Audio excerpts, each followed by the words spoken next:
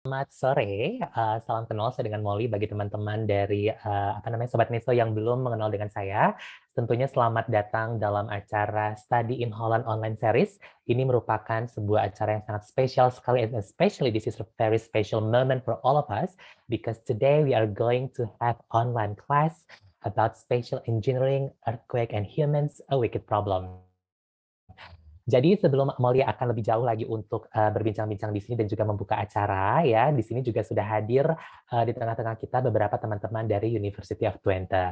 So guys, today we are going to have a very special online class from University of Twente. But before that, before I'm going to introduce the professor who would like to do the presentation for today's session, I think I'm going to introduce a little bit about our colleague from University of Twente. So we do have Thomas Groen. Hi, Thomas. Good morning. And also we have, let me check. We have Hannah. Hello, Hannah. Good morning. And also we have Tini as well. Hi, Tini. Good morning or good afternoon for you. Yes, and also we have the lovely Leander. Hi, Leander. Selamat sore.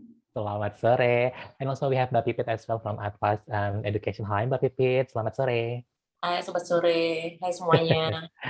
Okay, so everybody's here, but before I'm going to Mark, why there is a lot of University of Twente? Because again, we would like to invite you, if you have a question, like a specific question about University of Twente, please feel free to ask, even in the chat box. Or you can go to the breakout room. Hold on one second, like what is wrong with me? So you can go to the breakout room as well, yeah? Simply put your name on the chat box. Yes, I would like to have the consultation or asking about University of Twente, and then we are going to assign you to the breakout room because Hannah and also Thomas or even Mbak Pipit, they are ready for you to answer your questions. Okay. Now, I think it's time to introduce our guest speaker for today because we are going to talk about earthquake, okay? So if you know, earthquake can have multiple origins, including human activities and also natural causes. If you might, because in Indonesia, we always have earthquake, okay? And then you might wondering, okay, what is the cause? Is it the natural cause or it's about human? Now we have Professor Mark. Hello, Professor Mark. Good morning to you. Hello, good morning. How are you, Mark? I'm fine, thank you very much. Glad to be here today with you. Yes, so we are going to talk and discuss about the earthquake. I think all the participants, they are ready. We still have like 32 participants, but again, all along, because we still have like a long session, we are going to have a lot of participants who are ready to receive the knowledge, and also they might ask a lot of questions regarding about earthquake. So you are ready, Mark? I am ready for it. There you go. So the floor is yours. Thank you very much. So it's indeed about earthquakes today, and particularly in the setting of wicked problems. So I would like to talk to you a bit today and basically give a few examples on a few Indonesian relevant examples on creation of earthquakes, but from a very specific spatial engineering perspective. So let's see what we are going to do today. A bit of background. We start at the University of Twente at ITC. We run the spatial engineering program, and it's basically focused on difficult issues, unsolvable problems that have so many different sides that they are called wicked problems. Wicked problems, I will tell you a bit more about it in a few minutes, but let's have a look what wicked problems are and then link them to natural earthquakes and resilience and how do we deal with that. And then have a look at what the picture changes when you still have the same ground deformation, ground motion, but what might happen in a perspective if that changes to human-induced ground deformation and its wicked complexity. So I'm not going to give a technical lecture on earthquakes or on human-induced earthquakes, but we will look into it and how do we deal with this? What do we need to know? What different perspectives are there? And this is what we talk about today is a very clear example of what we do in our spatial engineering program and how we deal with, basically the problems of the future. So what we try to do is, in Wicked Education, we define projects that per definition can be defined. So you have a very wild problem, and we try to tame it into something that we can understand. So let's have a look at the tame versus the wicked solution. A tame problem is one that we can solve, for which there is a solution. There is one right solution to deal with it. If you would like to turn a corner with your car, you turn on the indicator, right? So if you would like to indicate, your problem is, how do I indicate that I'm going to turn around the corner? You use the indicator in your car, and then your light starts blinking. So you have a problem, I want to indicate where I want to go, and there is a very clear, unique, single solution. In wicked problems, on the other hand, there is no known algorithm to solve it. There is not one way to deal with it. So we have a problem, and there are solutions. But these solutions often create more problems. So if you have a solution for one person, it might not be the solution for another person. So for that other person, that solution creates more problems. So to solve it then again, we need more solutions, which create new problems again. So you get a bit into a circle in which you always find that whatever solution you're finding to your problem, there is always also problems created. And those require then new solutions again. And so you get into this loop for which there is not really an best or an only unique single solution. There are many solutions, and the final solution that you choose will be a balance of the different options that you have and the balance between the different populations that you're dealing with. The characteristics of a wicked problem are basically summarized in this cartoon. And one that is very important, and let me try to get my pointer option there. So what we definitely have is that we have different stakeholders, and those different stakeholders cannot agree. And I will show you later how that becomes visible in a wicked problem. So if you deal with stakeholders that cannot agree, and they all have different perspectives and priorities on the problem, then it requires a very complex judgment, because you do not only have to solve it from a technical side, a scientific side, or an ethical or a moral, professional component. You need to balance all these elements. And there is no clear stopping rule. There are no right or wrong solutions. All the solutions are to some extent possible and might be perfect for one, but not for another. So there is not really a moment where you say, like, okay, now we are there, this is the best solution, whatever we do next will be worse. So there are no right or wrong, it's only a bit better or a bit worse. There are no objective measures of success, because it depends on from which perspective you look, if a solution might be perfect or might be absolute nonsense for somebody. So there are subjective measures, they are based on a different perspective, but there is no single one. There are often, in this case, alternatives that are not just already known. So there are not known solutions to this problem, because if that would be the case, it would be a tame problem already, one for which we have a solution. So we're looking for alternatives that are balancing the different perspectives. And what really plays a role is that there are strong ethical, moral, and also very strongly political and professional dimensions. And this results in the end that you only have better or worse solutions, but every trial counts. It's a lot of iterations, and in the end you try to find something that is for your feeling a better solution than others, but very strongly depends on your ethical, moral, political, professional dimensions, your stakeholder perspective, if something is a better or a worse solution. So it relies a lot on how you explain what you have chosen.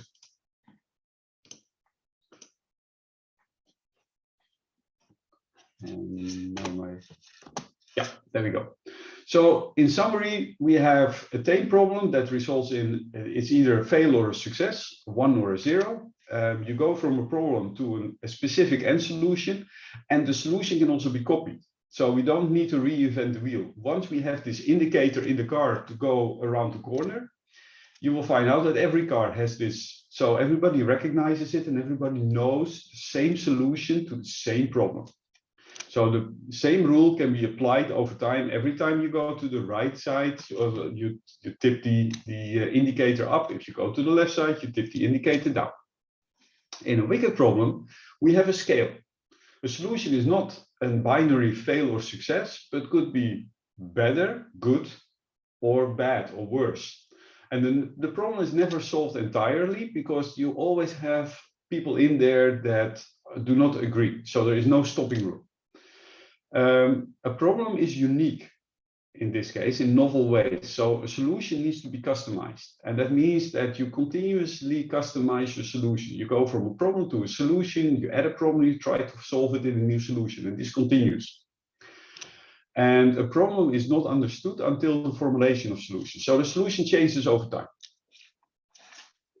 So let's have a look what this means. There are different levels of wickedness. And here I would like to stay a few minutes because this is what we will be referring to in the next slides when we talk about natural earthquakes. Where are we in this in this problem? And what is it if we add that component where humans create the earthquake? So if we are on a problem where we have known or certain knowledge and there is consensus or general same goals between stakeholder groups, we are basically on a structured or attained problem. We know it, we know what we are talking about, and we all agree that something needs to be done. So it's a debate on technicalities, and the decision-making strategy could be simply computational. We just run a model and we know what it looks like, or we agree that there will be this indicator in the car.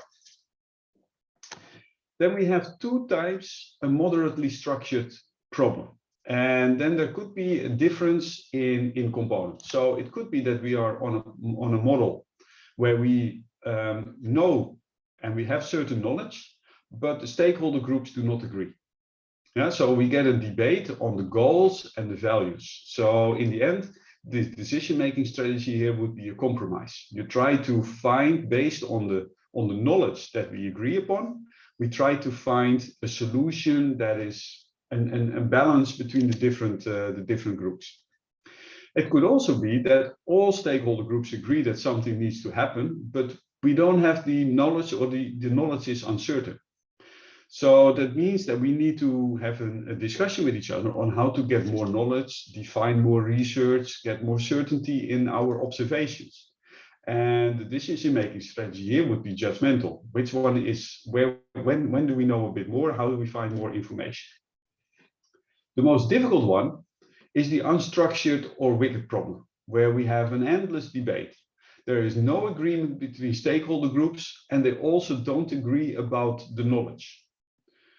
So you basically end up in an endless debate, because you can discuss about the science, and as soon as that you think you have solved science and can talk between the stakeholder groups, then the stakeholder groups do not agree about that we know about the science, and vice versa. So this is a very complicated problem where we have many problems like this actually in the world.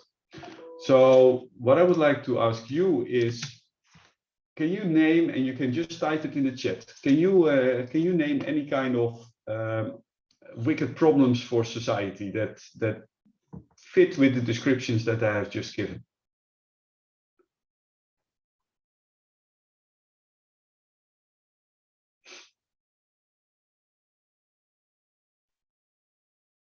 And there are a few very famous ones. Yes, so can you name to all the participants, so can you answer the question? So can you name any recent wicked problem for society? That's the questions from... That's the question, yeah. Yes. So just type the answer on the chat box. And at least two very famous ones have been widely in the press in the last few months. Yeah. So if you know it, please type your answer in the chat box. Once again, the question is, can you name any recent wicked problem for society?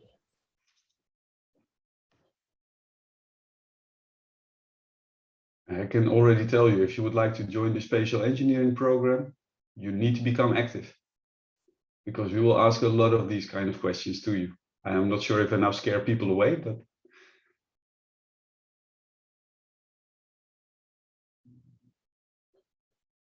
Okay, there you go. So I'm trying to help you, Mark. So decreasing the coal usage in the power plant. Do you think that's the answer? Energy transition, it's a very big one. What should we do? Should we still use resources? We don't have enough alternative resources yet. How are we going to cover this? And it links, of course, directly to climate change. So climate change is definitely one where, we're definitely looking at a wicked problem where there are many different alternatives, a lot of stakeholders. And I will get back to that a bit in the human-induced earthquake component, because part of the human-induced earthquakes have to do with our energy transition and our climate change discussion. Land acquisition, definitely true. You are looking here at people that take land from others to bring it to another, to give it another purpose, which is very conflicting, most likely in pretty much all of the cases, because there are different groups that want to do something with it, and there are politics behind it, there is economics behind it to make this change from one land use to another.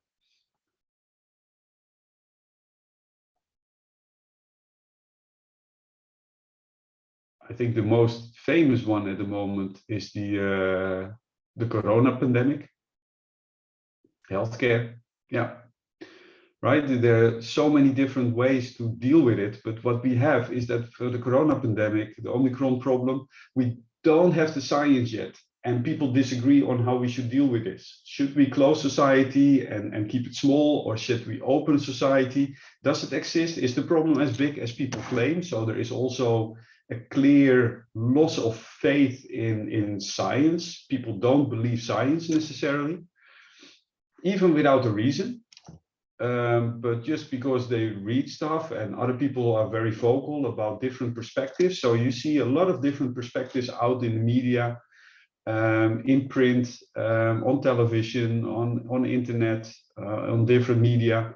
And this is creating very different groups in society versus partly some science that even the scientists agree we still need to figure out.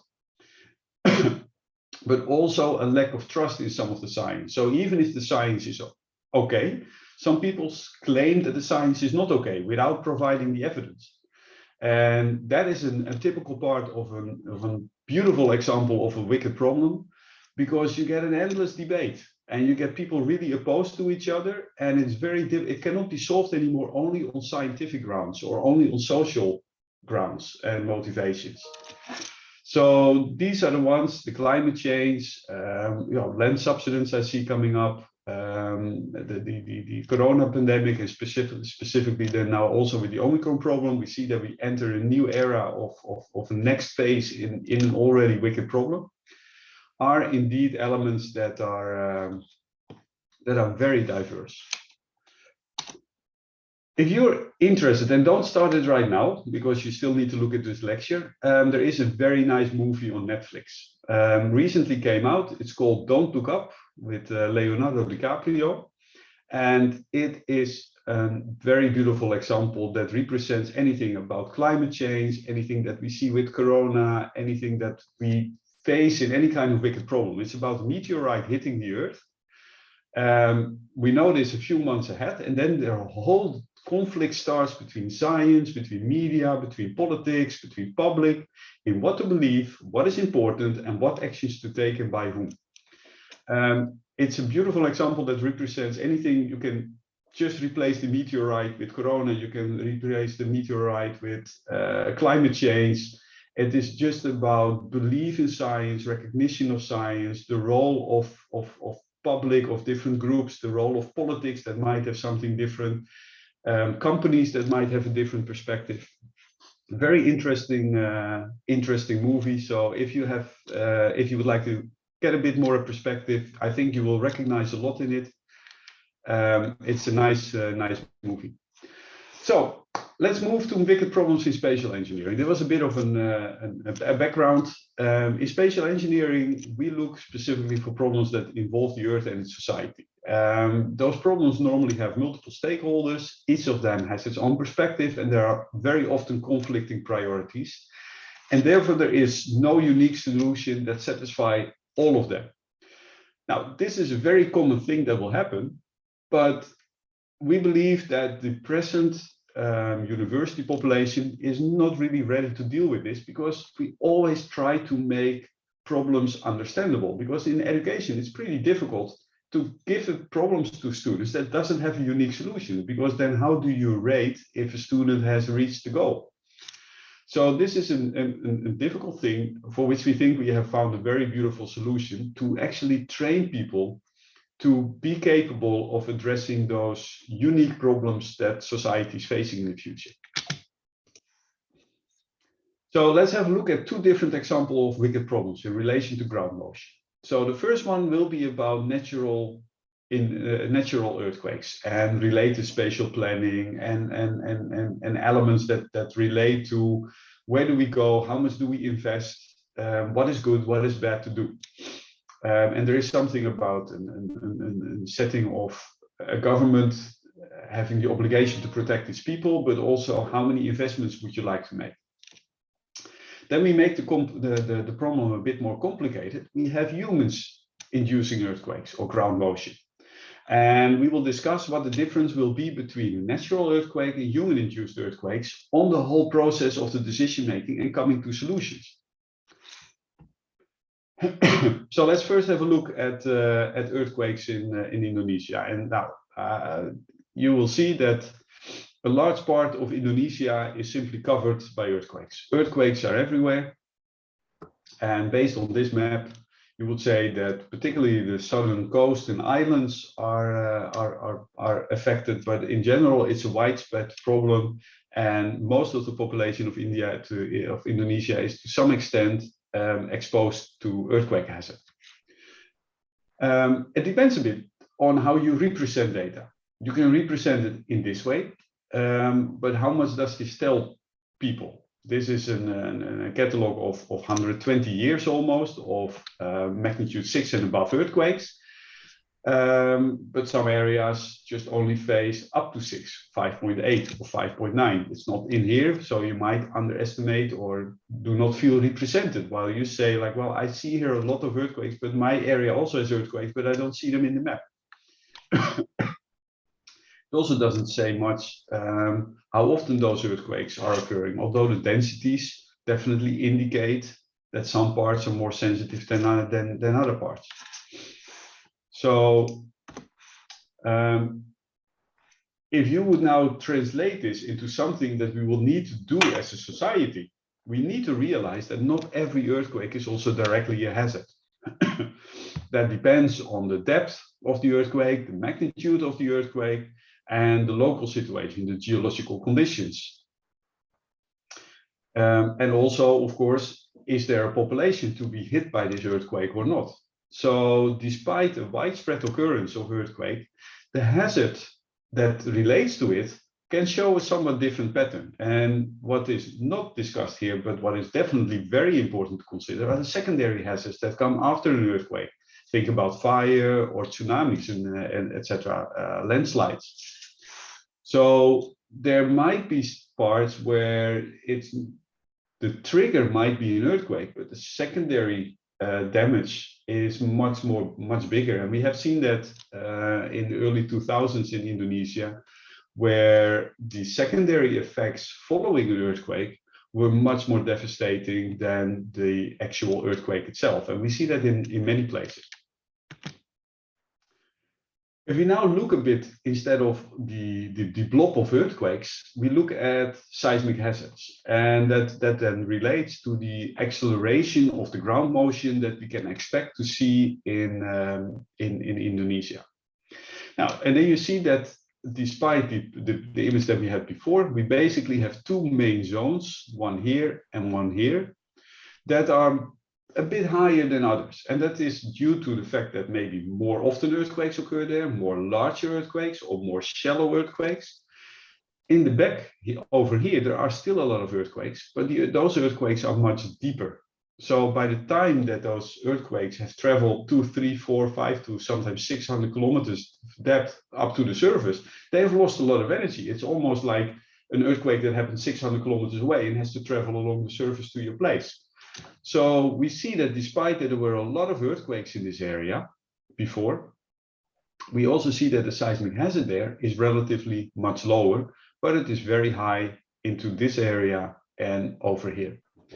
So based on this, we now have already translated some information. So we have updated our science information, and we can now do some planning.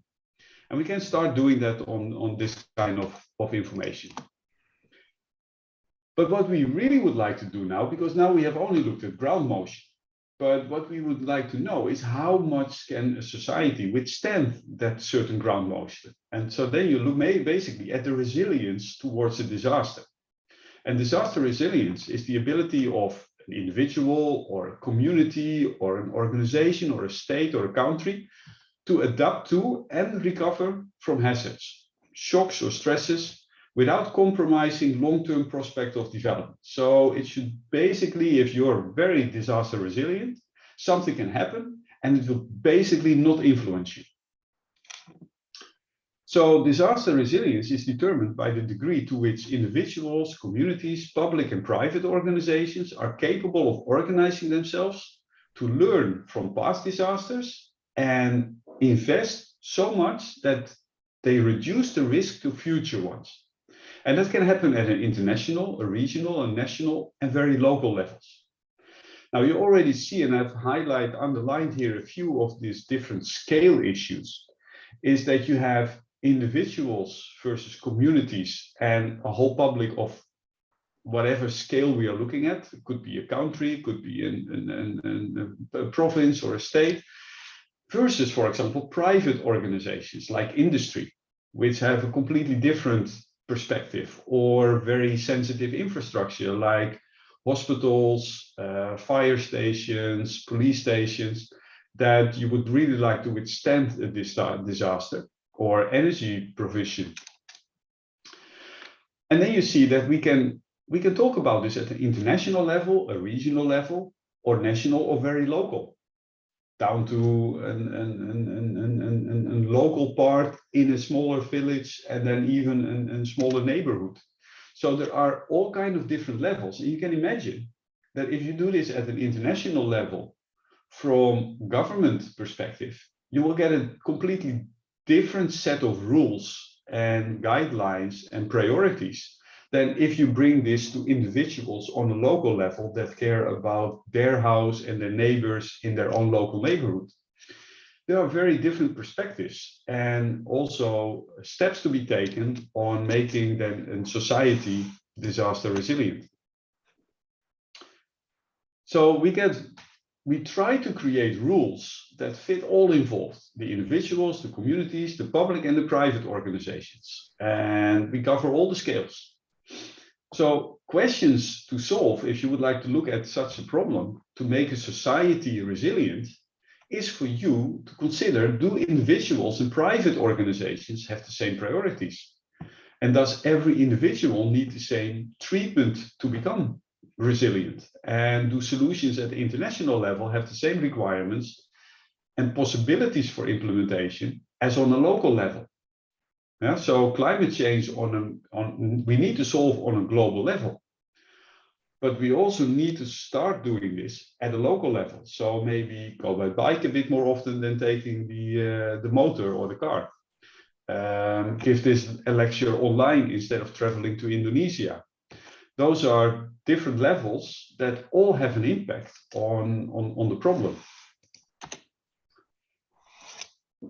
So this quickly leads to wicked issues, and you will quickly realize that the science in this case is basically widely accepted. Now we know about earthquakes, we can calculate these kind of peak ground acceleration maps, we can calculate what a house needs to be. So in this case, the science of earthquake occurrence is widely accepted, and there are hardly any people that say, like, I don't believe the science because the ground is not moving, or it should be much less or much more. There are small discussions, but in general, it's widely accepted. So our left column in the wicked scheme that I showed before on the science, we are in an element where we say like, okay, we believe the science, we know the science, so this part is accepted. So we're not in the most wicked situation. But we have different stakeholders, and those are actually being very different in their needs to become resilient.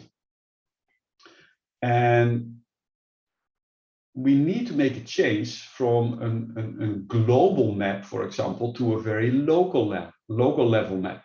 And which one are we going to use? And how are we going to use that? And where it becomes particularly tricky is when citizens and politicians get involved. There are at least the same number of opinions going around on what is needed, right? Consider the coach of your national team. And suddenly, when there is an important tournament, the whole country acts like a coach of a national team and should have an opinion on how it should be done.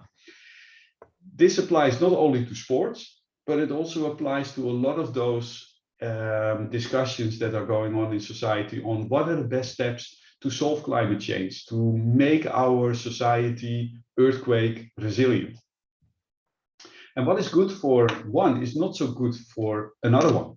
So let me put down a few perspectives on where things might be very useful for one perspective, but not for another perspective. So consider that we have a house owner versus a building company. The house owner, on one hand, would like to have a safe house, but is also not willing to make his house twice as expensive to withstand an earthquake that might only happen so many times. On the other hand, you have a building company who would just like to preferably build the most expensive house possible and wants to prove something that is good because it's good for their reputation if their houses withstand an earthquake, but they also earn more money if they can build a house that is more resistant to earthquakes. Now the question is, how far do you want to go? Most house owners will probably not have the money to put something that is completely earthquake resistant. So you come to a level where you say like, okay, I want to do as a house owner, the minimum possible to have a safe house. But if you would really like to make it safe, you're a few levels higher in terms of the structure and the requirements for your house. And then consider that, for example, that same house owner also owns a building company. What is then his priorities and requirements? So there is this already between people and different parts, between people that can earn money based on something versus people that will need to pay for it. There might be very different perspectives. Because if everybody would be only getting the best, we would need to invest a lot of money. And who's paying for that? It normally comes down to the people. So the people say like, oh, I will decide myself. You're not deciding how much I spend on my house. But on the other hand, from an engineering perspective, you might want to do a bit more. When it becomes even more complicated is when politicians are coming into the picture. Because politicians do not necessarily follow science, because they need to be elected, and who is electing them? Not science, but people. So they listen to people, and they would probably follow a bit like what the people want. And depending on the party that they are representing, they might even listen to different people. So the politicians might say, one might say A, another one might say B, and another C and D, and all the way to Z. So from that perspective, we are not looking there at the recognized science anymore that we all agree upon, but we get into a part where the society puts down demands on how they would like to have it organized based on their personal preferences. And they use the politicians to make it happen in the way they want, which is not necessarily the way that science would like to ask you for what to do with this. And the science is also not completely waterproof in this case, because what return periods will you use for predicting your hazard? Will you look at an event that might happen every 10 years, every 50 years, every 100 years, or every 1,000 or 10,000 years? If you work towards an event that might happen every 10 years, you're not looking at a very strong earthquake, because every 10 years you get reasonably sized earthquakes, but not the big hits. So, but if you go into the 1 to 10,000, you will get into the kind of earthquakes that we had in 2004 with a magnitude 8.5, 9 in that direction. And it will be very difficult to build houses that will withstand such an earthquake. But then you're using a return period. So if the government now decides, like, we would never like to see this kind of drama again, you will need to invest lots and lots and lots of money in a very broad region in Indonesia to bring all the building standards up to a level that can withstand an earthquake in once every 10,000 years. That will never happen. It's way too expensive. But where do you put the limit? Is it 10 years? Is it 10,000 years? Or anywhere in between? That's still a science perspective that we can calculate, but it are in the end, the government, the people, the engineers, the science combined who make a decision on what will be the period that you're looking for. And if you're then looking on an average house, you might say 50 years, maybe 100 years, but if you're looking for a very sensitive infrastructure, like a nuclear power plant or a hospital, you might want to step this up a bit. So you get different return periods, and you will need to be able in explaining and making those choices and explain your choices, not as only as a scientist, but if you would be a politician, you would also need to explain it to the people that have elected you. And what detail will you use? Will you use an international map, or will you use a local micro-zonation map? So how will your plan look like for a resilient society? So this is then the wicked problem that we are. If it would be a tame problem only, we are just on the engineering thinking, right? So we say, okay, these kind of earthquakes can happen, so we need to make these kind of houses. We deduct the problem, we find the right calculations, and we just build it. But on the wicked problem, there are different elements to it. There is always a part that relates to profit. There is always a part that relates to people. And so you would need to, people that are in the business thinking would optimize their revenue, optimize the profit, optimize your cost reduction. But on the other hand, we have the people that design things and all have their own design of how they can do it. And we create all kinds of prototypes and all test all kinds of solutions. But these are just solutions and not answers. And this is, for example, a part where we can have a look. It comes from the same report on seismic hazard for the city of Semarang. And in that same report, there is the local on the left and the regional perspective. Now, which one are you now going to use if you would like to make a plan for the city of Semarang? What would be your disaster resilient approach? Which data are you going to use?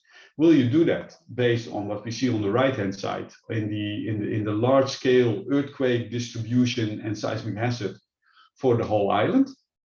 Or do we say, and which Semarang city then is a part in the middle? Or do we go more into a regional micro-zonation map where we really look at local site conditions and make differences within the city on how to build and what would be requirements? So we get very locally different requirements on the left, while we get a very generalized island-wide requirement of variation on the more regional scale. So is one better than the other? I don't know. Who will choose what? Who will decide to choose? And what would be your choice? Would you go for the regional one or the local one?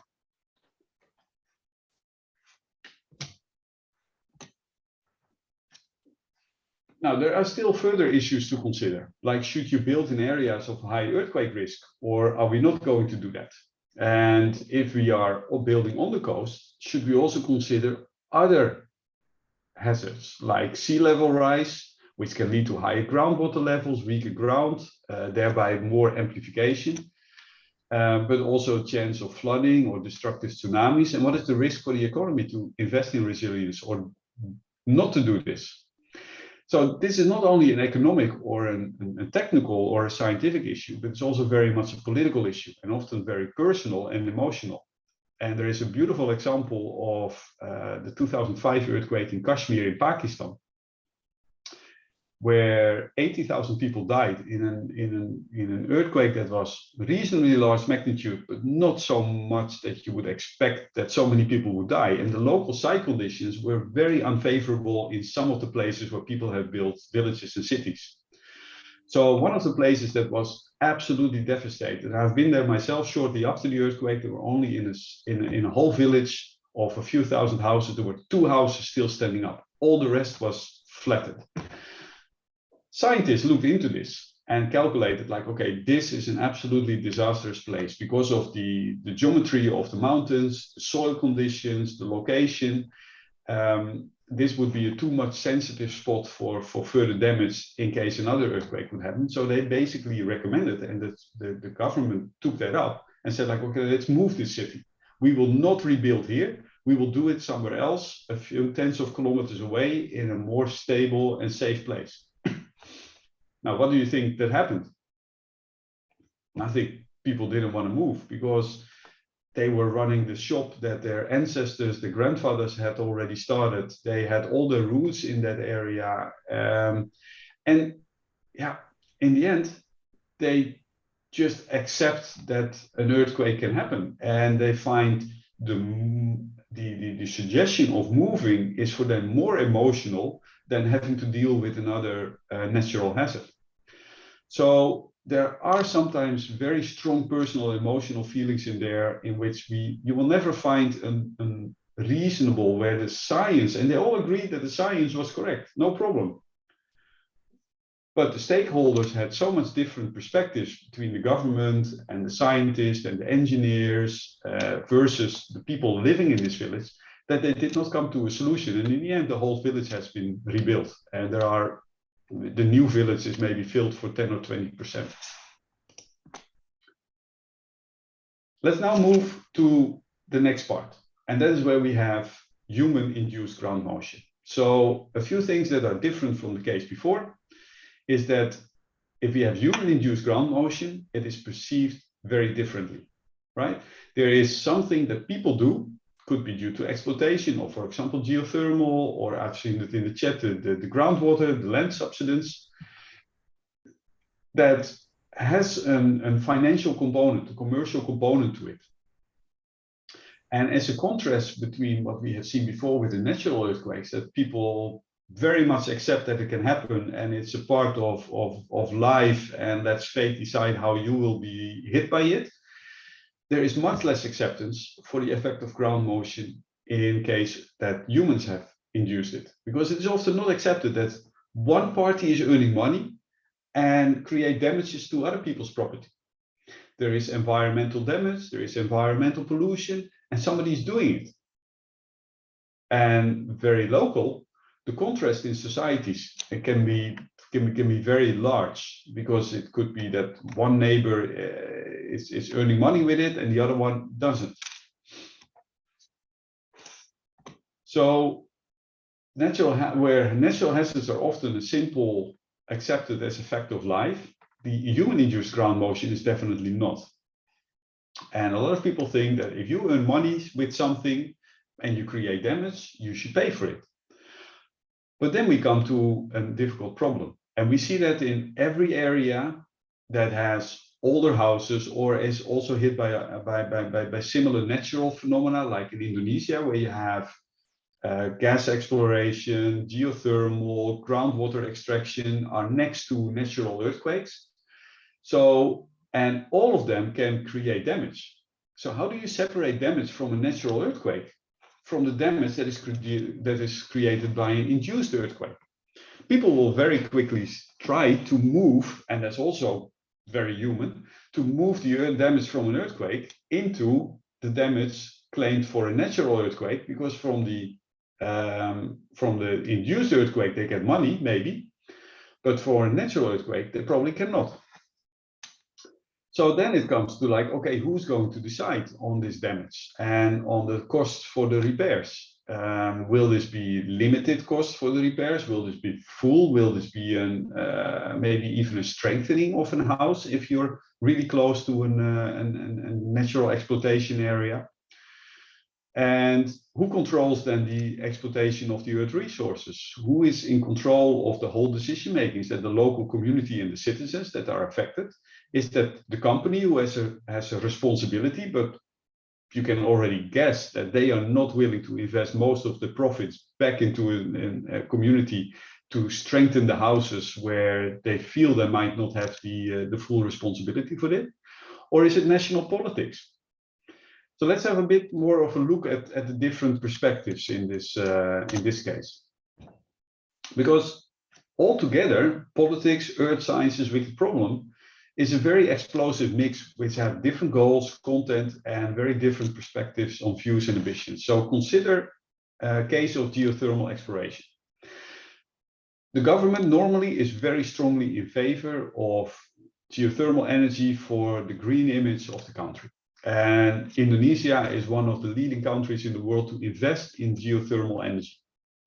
So it's very clear what the standpoint of the government is. Invest, invest, invest, because it's good for us. And a region might also be in favor because of labor opportunities and increasing the level of quality of life in an area. But when you move closer to the area of where the exploitation is going to happen, people living next door probably don't like it at all. They see a degradation of their environment. There is a lot of industry. There might be pollution. There might be noise, all kind of stuff that they don't like, including the hazards of potentially earthquakes because of the motion. And if you look at environmentalists, you would probably say like, oh, very much in favor, but they also have mixed feelings because there is pollution in the process, but on the other hand, there is clean energy. And if you then look at a world perspective, they are definitely in favor. So how much can you push? So the larger scale definitely is in favor, but probably the closer you come, the less in favor they are of these activities in this specific area. Everybody says like, okay, green energy, windmills, geothermal, fine, but do it 100 kilometers away from my house. And I'm fully supportive. But if it's in their backyard, they probably don't. Another ground motion problem is groundwater extraction, which is a massive problem in Jakarta. So what is more important, having ample clean water, but with damage to infrastructure? Or should we try to keep city infrastructure safe and suffer in availability of clean water? And in the whole decision making, is this now simply a risk of people living there, like other people who live in earthquake prone area or in a geothermal area? Or is this a responsibility of the government, right? Should they make a plan on how to deal with this, reduce the impact and compensate those?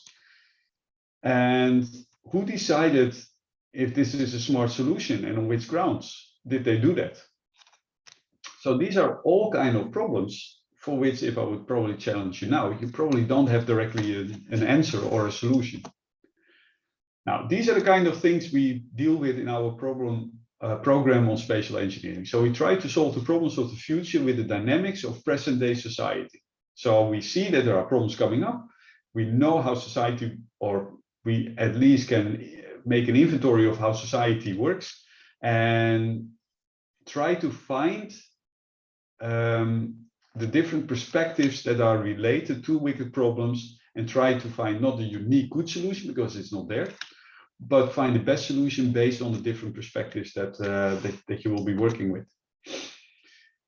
It is a bit of a tricky thing in education because there is not a clear definitive problem, right? There is not a problem that we say like, okay, fix this and here is your engineering solution. Because the last problem that I sketched with the geothermal as well as with the groundwater, people don't agree about the science necessarily. How quickly is it going down? Because if people would have predicted that it would sink with meters per year or half a meter per year, I think nobody in his right mind would have done this. So people claim that things might be worse or less, and the science is a bit under stress. And there are very strongly different stakeholders in there. So we move to the bottom right in our wicked problem, where we are not really agreeing on science necessarily, and we have a lot of issues with different stakeholder perspectives. So all the solutions that we are creating are subjective, because also you will need to make decisions. Multiple choices are possible, and there is no objectively defined best. They are subjective based on a specific stakeholder perspective. And there is no test available to test your solution, and there is no restricted set of solutions that you can cover. So in the education, we try to set guidelines for these kind of projects for solving them without losing the wickedness. So we try to keep the real world problem intact as possible. But then we need to test. So what we have been seeing now is that the crossing, going around the corner with a car is a structured or a tame problem, right? We started over here. But we are moving towards more and more the unstructured or wicked problems, those that have not been solved yet. So we are over here, but we would like to be here, because here we agree and we know what we are doing, right? So this is your preferred area where you would like to be sitting. But we have seen that the earthquakes are somewhat in this area, the natural earthquakes, and particularly in this part. In this part. So we have known and certain knowledge, but there might be disagreement between stakeholder groups on decision making, on return periods, on how much strengthening do we need to do, the scale on which we're doing this. And that's a compromise. That's very clear. We try to make a balance between investments versus what it will bring us. But if we now bring our project a bit outside, and we create a human-induced earthquake, these are still areas in which we know quite a bit, but we don't understand all of it yet. We have not done this long enough yet to have really knowledge of what will happen in a reservoir if we start fracking there, if we take gas out, and when will it start collapsing, how strong will the earthquakes be that we can create. And that varies. In some countries it's a magnitude 2 earthquake, but in other countries it runs up to magnitude 5 or 6. So we have some uncertain knowledge, and that also then leads to more strong disagreements between stakeholder groups. So as soon as we go to the human-induced earthquakes, we are very much in an unstructured or wicked problem where we can talk forever, but we'll probably never get all parties on board. So in our education, testing based on a pure scientific approach is not possible. It's not suitable. Output can be tested on research accurateness because there is no true or false, there is only a subjective good or bad. So what we will do in this kind of education, define the output based on a process, not a content. And your intermediate and final output is based on products, not on knowledge. And knowledge is basically implicit in the process. We don't test you necessarily on process, it's not key, but it is supporting. So we focus on how you apply your knowledge in your reasoning and the choices that you make. So there is no right, there is no wrong, but you will need to explain what you have done so that somebody else understands what you're doing, and you need to be considerate to other perspectives. So you should not go off directly in one that will never be accepted by the rest of the population. So any solution in principle is possible, but it needs to be balanced and it needs to be explained. So you will need to do a lot of reasoning. You will be very multidisciplinary in trying to get understanding different perspectives, understanding different groups. And I think the world would be a much better place if everybody would be joining spatial engineering and learn how to understand different people's different perspectives from different people, and don't go just for one narrow vision. So if you would like to join a stimulating and modern educational program, if you're interested in the complexity of problems that our society is facing, could be corona, could be climate change, could be land subsidence, could be energy transition. If you think that multidisciplinarity is a gift rather than a curse, and do you like to learn from and with others, and particularly do you like to challenge yourself, then maybe spatial engineering might be the right choice for your next step in your academic career. And with that, I'm at the end of my presentation. Thank you for listening. If there are any questions, feel free. Okay, so now thank you so much, Mark, for the very insightful presentation regarding about the wicked problem, and also to all the participants who would like to ask questions regarding about this topic. Please do so. You can type it on the chat box, yeah, or if you would like to have a conversation with Mark straight away, please feel free to open your audio as well, yeah.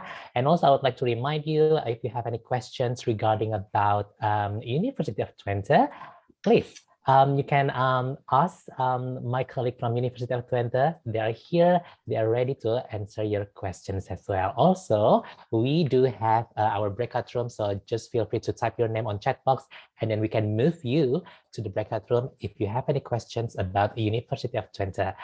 Hannah and also Leander and also Thomas and also Mbak Pipit, they are ready to to answer all the questions regarding about spatial engineering or any kind of study program in a University of Twente.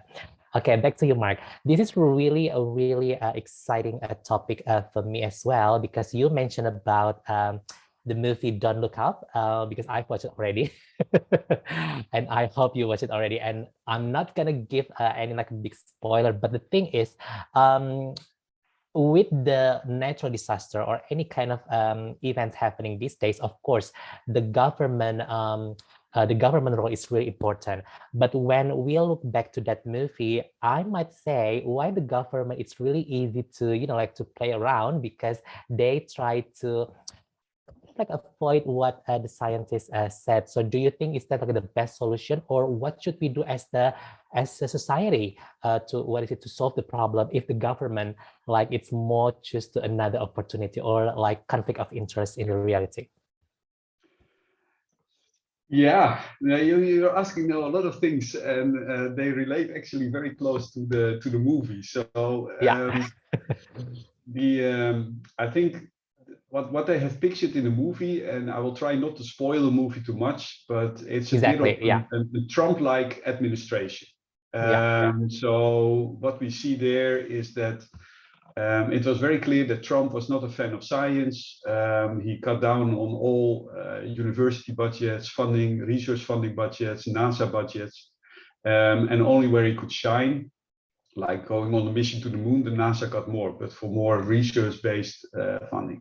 So you will see that in the movie they do the same, and that of course is a bit of an issue, and particularly for scientists as we are, where we have strong faith in our science, even if it is from other fields like corona or climate or earthquakes. Then in this case, it's a very difficult discussion if people do not start to believe in science anymore.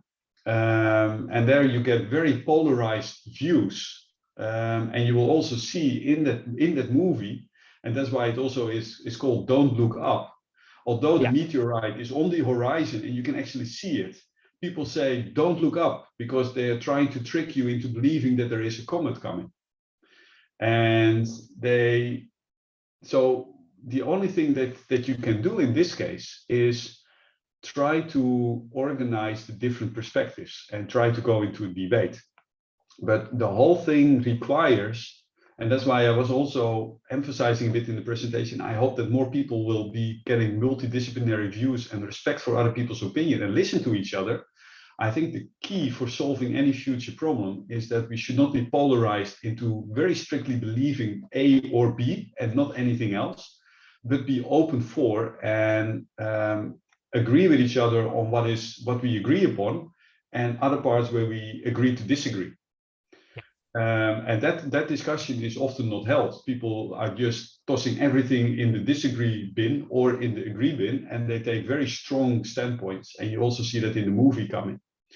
Okay. I think, Yeah, so I totally agree with you. So of course, we do what is it like to learn and also to give the knowledge, of course, to the society. So that's why we are here. So hopefully all the participants who are here, can have an interest to register or to apply to University of Twente, especially for the spatial engineering or any kind of study program. That if you would like to get to know more, please feel free to, just chat all the colleagues of University of Twente. And also, if you have a specific questions about the wicked problem, please just type your questions on the chat box, and then you can give it to Mark regarding about your questions.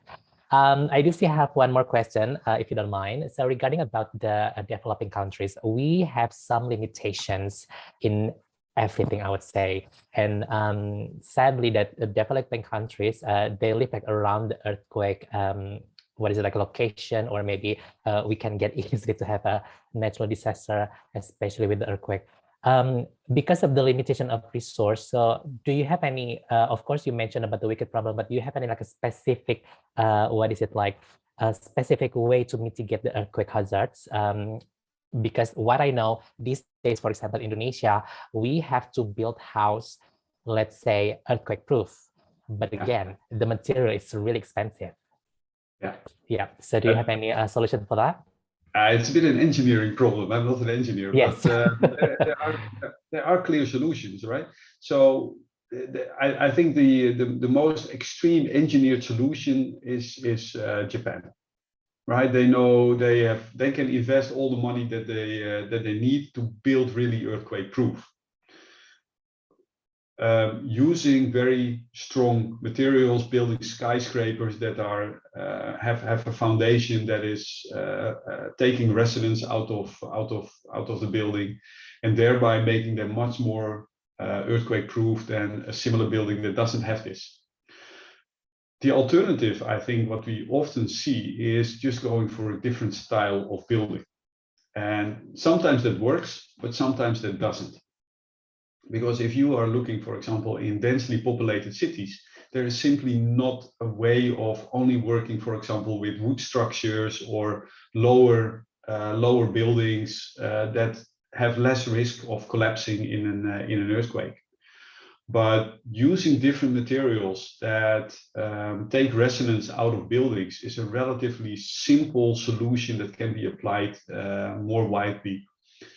So that means that a combination of concrete and wood, for example, would already take some of the motion out of a building that otherwise in a full concrete building, you would need to require much more different building standards with lots of reinforcements, where which indeed are not affordable for many countries in the world. So that would be that's what you mostly see happening, but you see that a lot of local governments are indeed looking at this ideal perspective of how Japan is dealing with this, or how the US is dealing with this, or to some extent, for example, a nice example in Europe is Turkey, where Istanbul is being faced with a potential threat of an earthquake. There is very clearly a propagating sequence coming closer and closer to the main city of Turkey, in Istanbul. And they are preparing now different set of building codes and different styles of building, but they still have to have a large backlog of old buildings that they will definitely not take down. So yeah, you can do a lot in the type of building that you use without necessarily going to the reinforced concrete, earthquake-proof buildings. Okay. Thank you so much, Mark, for the answers. Okay, again, yes, can I say Thomas? something as well? I think sure. it was a fantastic example that Mark showed on how wickedness enters, how wickedness can be addressed with, looking in a multidisciplinary way at earthquakes. But I would like to stress that spatial engineering is not only earthquakes, right? So there's a lot that we deal with. We also look, for example, at food security and agriculture, where also a lot of wicked issues are playing. So there's often a trade-off between biodiversity conservation, nature conservation, ecosystem services.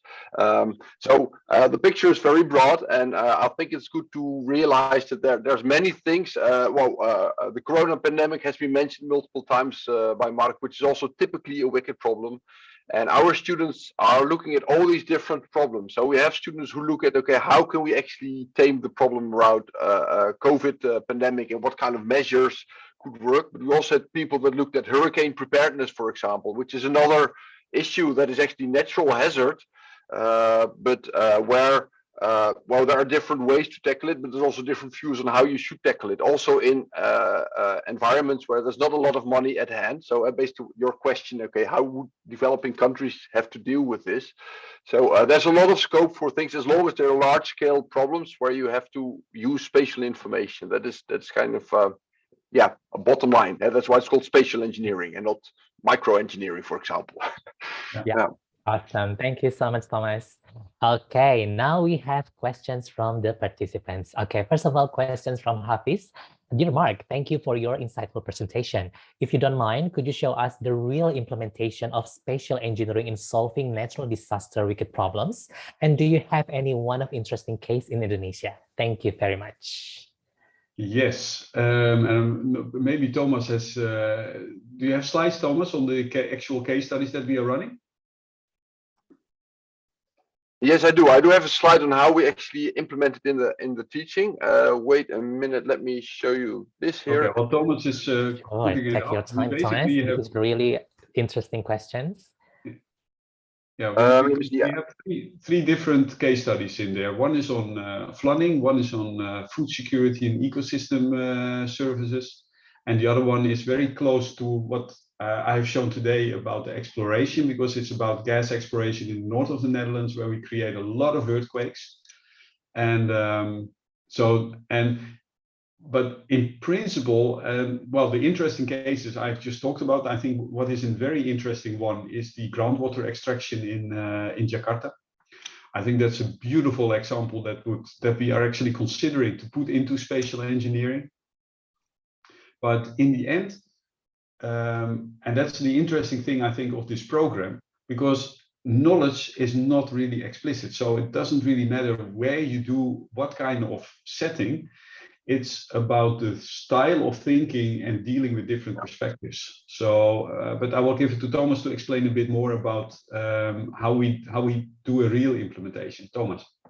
Yes, I'm trying to share my screen, but I'm not sure. Can you guys see my screen now? Basically, well, it's yes, not the presenter mode, but I guess the picture is visible.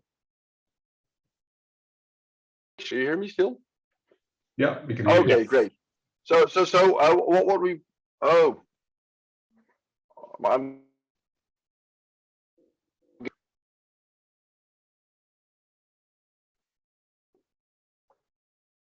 We have lost you a bit, Thomas. Yeah, I got a message, a pop-up that Zoom quit, but I'm back in the game. Yeah.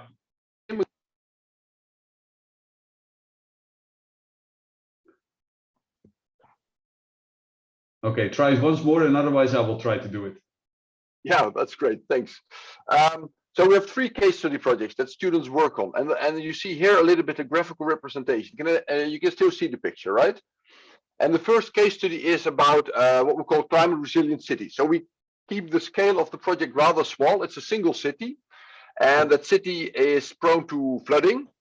And we want people to think about, okay, what kind of interventions can we come up with that tame the wickedness of this flooding, because the flooding is an issue that can be a result of hard interventions, like building in the wrong places, but it can also be soft interventions because you can have legislation on allowing people to build at some places, and it also has to do with, okay, how do you manage where the water comes from, how do you manage those upstream areas. So it's a relatively straightforward problem. People normally have quite a high agreement on that the problem needs to be solved. And it's in a 2-dimensional direction. In the second project, we actually make it a little bit more fuzzy. So you can see that the integration of the different fields, and you see here 3 terms: SPG, spatial planning and governance, TE, which stands for technical engineering, and SIS, which stands for spatial information systems, or spatial information science. In the second problem, we look at food and water security. So we have a study area in Kenya, and this year also in Iran, where production of food is of key importance, but at the same time there is pollution going on, there's water extraction going on, or there is nature conservation going on. People want to preserve, for example, the migration of the wildebeest. So there's conflicting interests in how to use the land, and so there's not always really agreement on what should be done, because what is a solution for one person, for example, the farmer that wants to produce sustainable food, is conflicting with the targets of the nature conservationists that say, no, we need to protect these areas to keep them consistent and high biodiversity value. So there's more, that's what we call a contested problem, basically. This is supplemented with an additional problem that there are sometimes droughts occurring in these areas. So there's actually a temporal component added to it. And then the last case study is about human-induced earthquakes. It actually very much links to what Mark was describing as well. And the case study that we normally use is actually in the Netherlands, because in the Netherlands, there's also a lot of gas extraction, or there used to be a lot of gas extraction. And that actually caused human-induced earthquakes, and people's houses have been damaged heavily. People are really afraid of these earthquakes.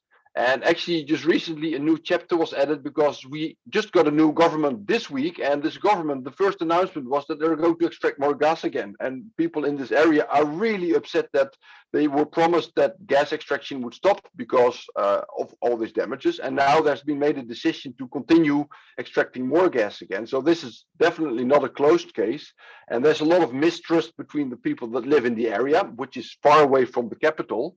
And they often feel that they're being abused, that they're basically being exploited for, the energy consumption of the rest of the country. So there's a lot of, there's really a governance crisis as is put here. And this is not only a spatial dimension in 2 dimensions, but there's also the subsurface in there. And this is where Mark is definitely our specialist, so he knows much more about this. But the students have to think about, okay, what kind of interventions or solutions can we make? And if you remember those squares that Mark was sketching out, we move slowly towards this lower right square where there's disagreement and lack of knowledge. And then how do we move out of this situation? So students are challenged to think in interdisciplinary ways. How could we move either to get more consensus or to get more knowledge, to slowly move away from this kind of paralyzing situation that we are in at the moment.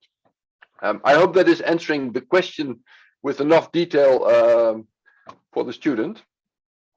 I'm looking sometimes left to right because I have the screen's a little bit oddly organized. So if I look cross-eyed, apologies for that. Yeah. Well, Hafiz, thank you so much for the question. I hope Thomas' explanation is very clear for you. If you have any follow-up questions, feel free to drop in the chat box. Continue with another question from Tania Dewayanti. Hi, how important it is to consider disaster risk before doing spatial development or planning? I would say it's crucial. I mean, if you this is basically the first step. If you would like to build something somewhere, you would need to know what that location is exposed to and what the chances are that something might happen there. And it could be a flooding, could be even related to forest fires, the chance that they will happen, it could be related to landslides, earthquakes, any kind of disasters that can happen. You could even extend it to industrial disasters, going back to the geothermal activities, for example.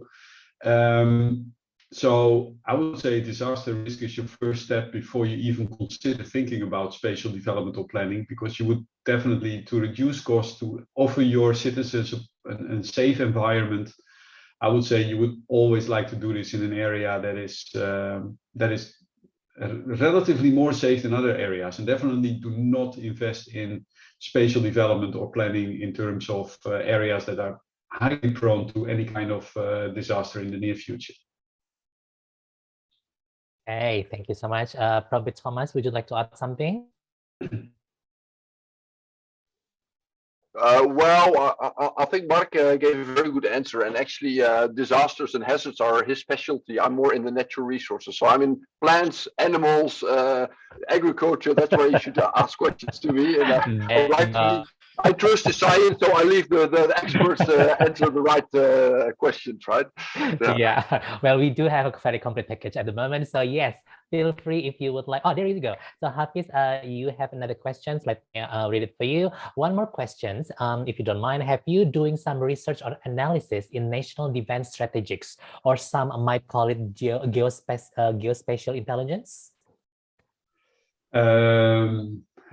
Sensitive topic. Mostly no, a bit yes. I mean, in some countries, natural hazards and the whole setting falls under the military. We have doing a lot in Pakistan in terms of assisting and training people in doing disaster resilience studies, in helping them preparing for the rebuilding of the area, but also looking forward to, well, a bit of this spatial planning kind of component. Where do we go? Where should we stay out? How should we build? Where should we build? What should we build? And in some countries, and particularly in Pakistan, this was very clear. This is a military kind of setting. So in Pakistan, for example, you cannot get earthquake recordings. They are military classified data. So, but in general, we try as scientists to stay away from national defense strategies or intelligence. We try to take really the left column on the science component, and we try to reflect on how society might link to that from different perspectives.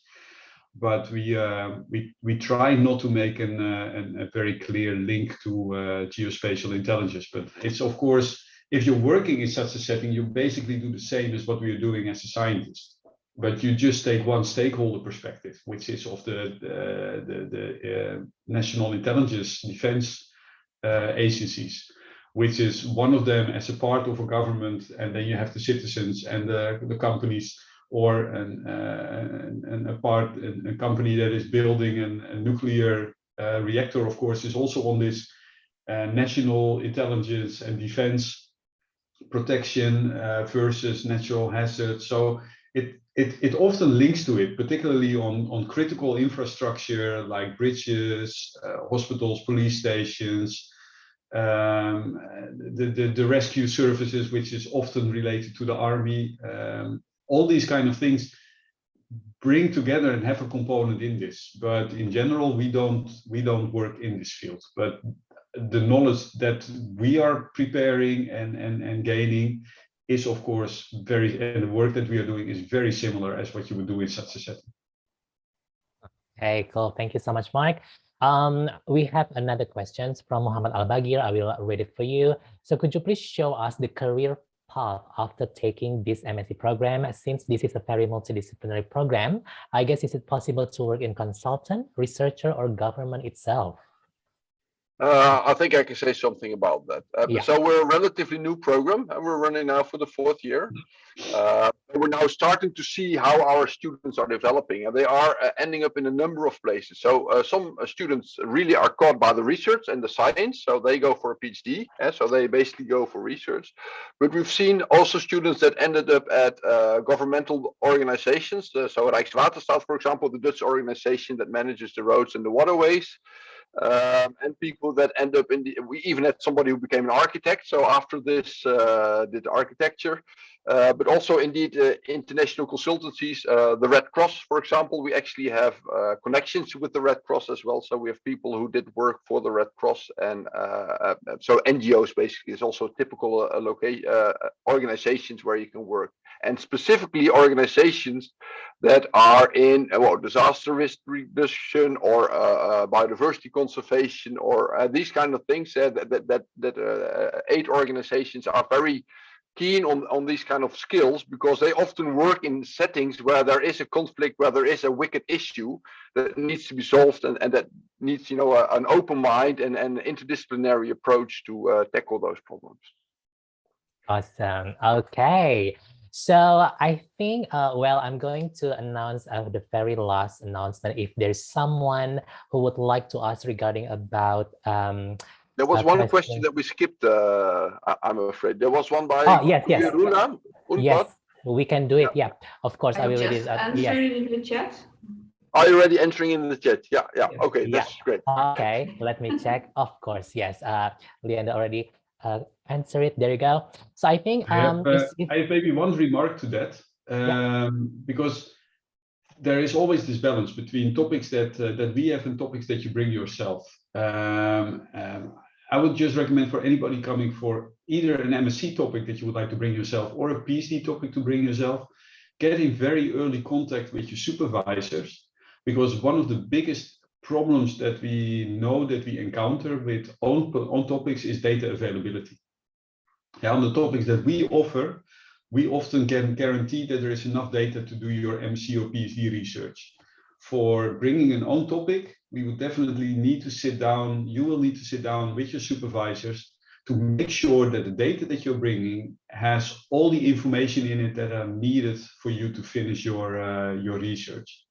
Because it would be a pity if there are lots of promises, but in the end the data is not coming, and then you cannot continue on your research. And in the end, we have seen people fail over this or not continuing their research because the data wasn't there. And that is something that you would really be careful for. So feel free to bring your own topic. I think it will be it is also interesting for us, but get in very early into contact with your supervisors if you would like to do an own topic, either for your MSc, so within the spatial engineering program, or for a PhD topic. Oh, we've got a bit of a freeze on the other side, I think. But I could only confirm what Mark is saying. And we're open to own topics. Actually, I think it's also a sign of how do you call it, entrepreneurship, bringing your own idea, and we're very open to those ideas. But yeah, we have to be able to make it realized as well, and that requires that there is sufficient information available. Is our head of hosting back, or are we? I have to say, Jan is tipping me here. I should mention that actually there are also LPDP scholarships for PhD positions indeed. So if you're in the stage that you say, I'm not interested in a master, I'm more interested in a PhD, definitely also look into the LPDP program, because you could also come to Twente for a PhD phase. Yeah. I'm not sure who else should call the shots, because we're not the key presenters here. We're just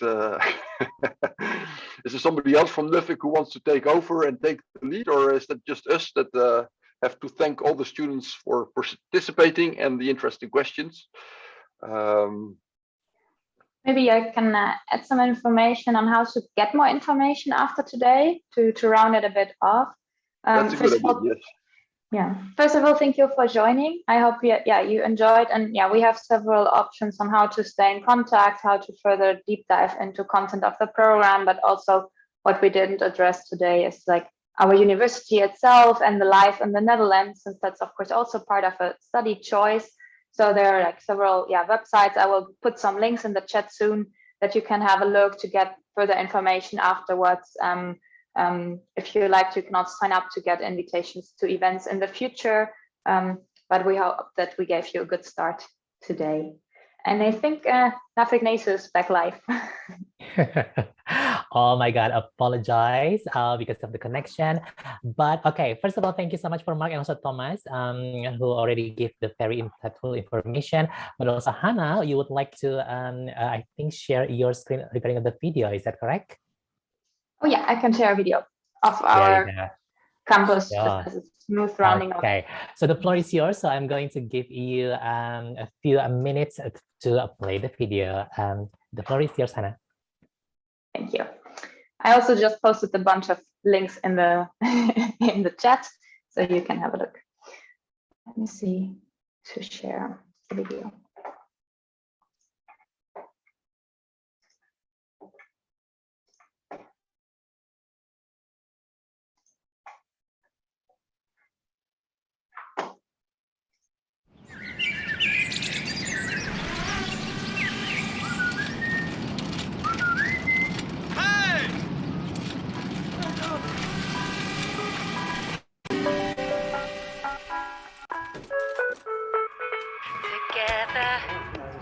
From a stranger to a friend, we'll come together. Together we'll light up. The power's in our minds, we're gonna light up. Oh, we'll light up. The winds of change will roar, our spirits start to soar. The world is in our sights, 100,000 sparks ignite.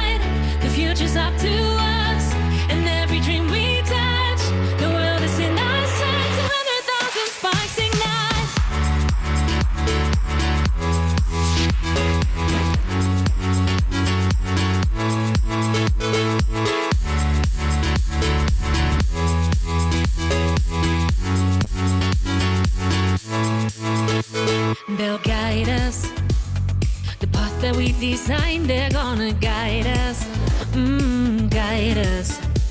They'll rise up, innovation will arise, they're gonna rise up, oh, they'll rise up. The winds of change will roar, our spirits start to soar. The world is in our sights, 100,000 sparks ignite. The future's up to us, and every dream we touch. The world is in our sights, 100,000 sparks ignite.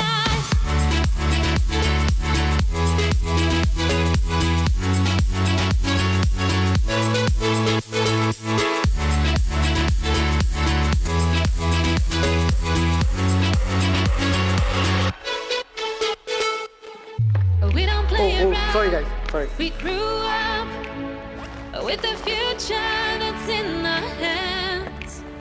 Innovated new crafts, taking over day by day. When we go hard. When we go, you know that we're going hard. When we go, there's no stop. We go hard. We're 100,000 sparks. The winds of change will roar. Our spirits start to soar. The world is in our sights. 100,000 sparks ignite. The future's up to us, and every dream we touch. The world is in our sights. 100,000 sparks ignite. The winds of change will roar. Our spirits start to soar. The world is in our sights. 100,000 sparks ignite. The future's up to us, and every dream we touch. The world is in our sights, 100,000 sparks ignite. The winds of change will roar, our spirits start to soar. The world is in our sights, 100,000 sparks ignite.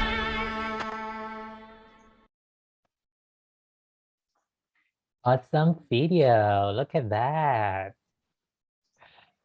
To Okay, give a so short impression of how our campus feeling normally looks like under normal circumstances, of course.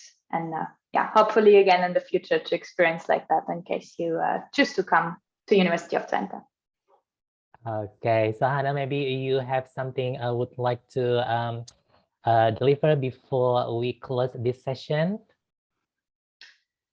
Yeah, I think, well, it was really nice that you joined today. And well, we have plenty of options to get in contact with our, also current students, but also Evina, who joined today, is there to help you with questions, maybe also with application, if you like some support there.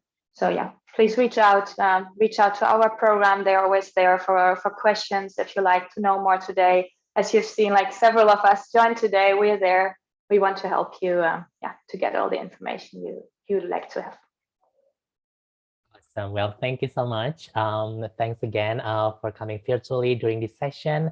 And then, well, the video and also from statement from Hannah marks with the end of this session. Thank you so much once again for all of you who come and join us with this online class. Spatial engineering earthquake and humans wicked problem. We would like to say thank you to all colleagues from University of Twente, Mark, and then Thomas, and also Leander, Hannah, and then Tini, and of course Mbak Pipit, and my lovely colleague Emmy as well. Thank you so much, guys. And also don't forget to join another Study in Holland Online Series. We have another episode this weekend on Saturday. You can get information on our social media, and also for next week we still have full-on episode regarding about study in Holland, on not only about online class but also about students' life in the Netherlands. My name is Molly signing off, and then hopefully we can meet again anytime soon, and enjoy the rest of your day, and also have a good day to all the colleagues in the Netherlands. Bye guys.